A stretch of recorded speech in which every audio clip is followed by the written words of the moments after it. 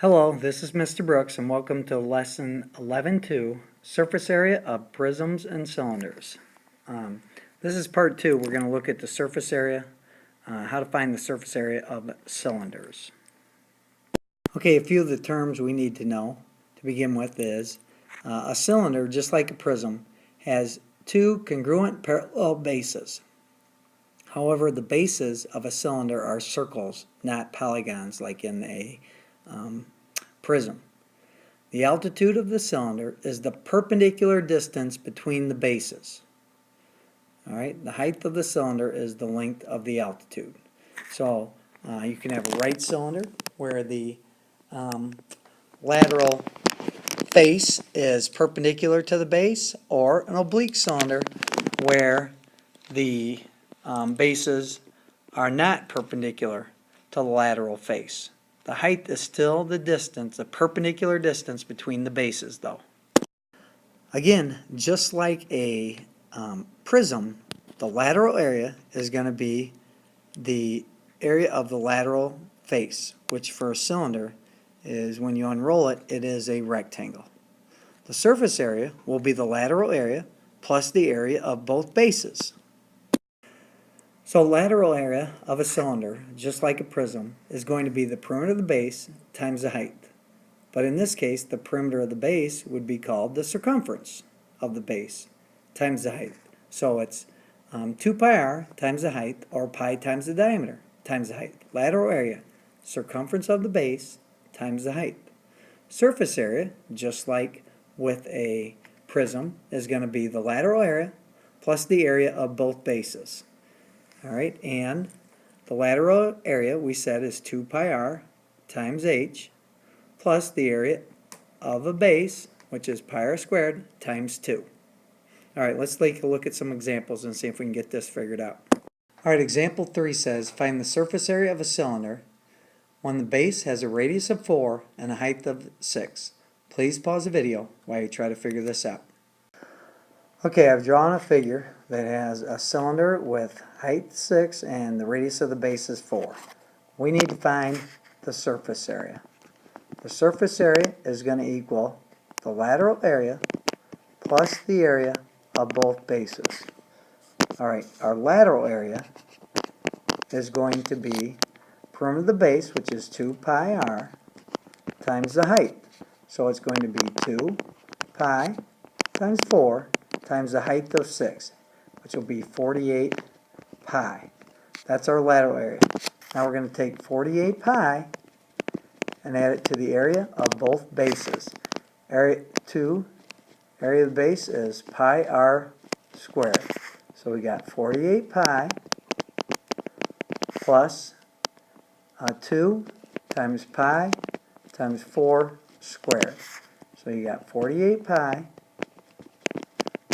plus 2 times 16 pi. 4 squared is 16. So it's 48 pi plus 32 pi, which gives you 80 pi for the surface area of the cylinder. Alright, quick check number 3 asks us to find the surface area of a cylinder with height 10 and radius 10. Please pause the video while you try to figure this out. Okay, I've drawn the figure, a cylinder with height 10 and radius 10. Again, surface area is the lateral area plus the area of both bases. Please make sure you have that down. Alright, lateral area is going to be the perimeter of the base, circumference, which is 2 pi r times the height. So it's going to be 2 pi times the radius of 10 times the height of 10. So it's going to be 2 times pi times 100, or 200 pi is the lateral area. So lateral area is 200 pi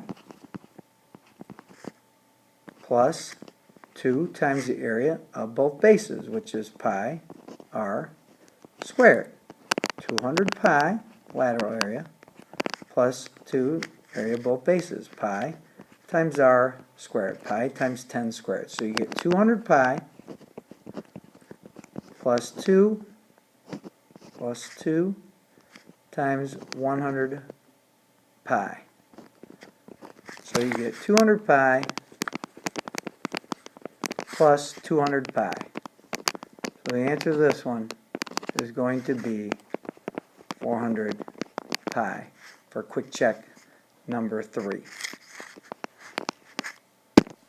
Okay, example 4 says, the drums of a roller at the left are cylinders of length 3.5 feet. The diameter of one drum is 4.2 feet. What area does the large drum cover in one full turn? Round your answer to the nearest square foot. Well, hopefully you understand that we're just trying to find lateral area on this one, not surface area. We are not trying to get the area of both bases. We're only trying to get the lateral area. Please pause the video while you try to figure this out. Okay, again, we're trying to get the lateral area of this cylinder or drum. It says the length of the drum is 3.5 feet. That's this dimension. The diameter of the drum would be right here, and that is 4.2 feet. The lateral area is going to be a circumference of the base, which is 2 pi r, times the height. The height in this case is going to be 3.5. The height of the cylinder is the perpendicular distance between the bases. So we're going to do 2 pi. The radius is going to be 2.1, not 4.2. 4.2 is the diameter, so you have to cut that in half, times the height, which is 3.5. So we punch this into our calculator, and we get approximately 46.18. So it's approximately 46 square feet to the nearest foot will be our full credit answer. 46 square feet. Oops, I should have written it like this.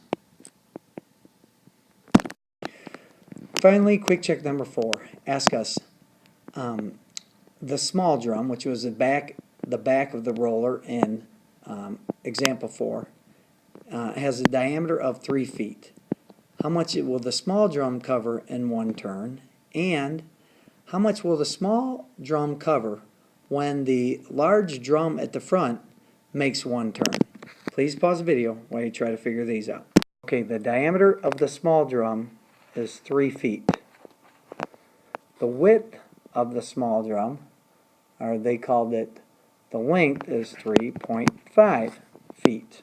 So we have to, again, get the lateral area of this drum, not the surface area. We do not need the area of both bases.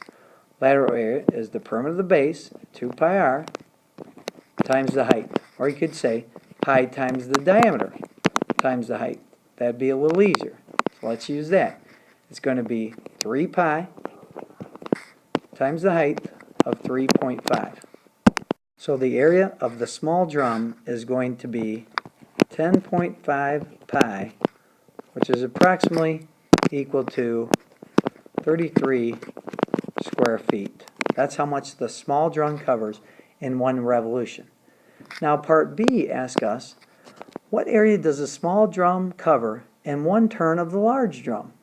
Well, the large drum covered 46 square feet approximately in one revolution. The small drum is going to cover that exact same area. Even though it will have turned more than once, we'll say approximately 1.5 times, it will still have covered 46 square feet, just like the large drum. Well, this concludes lesson 11-2.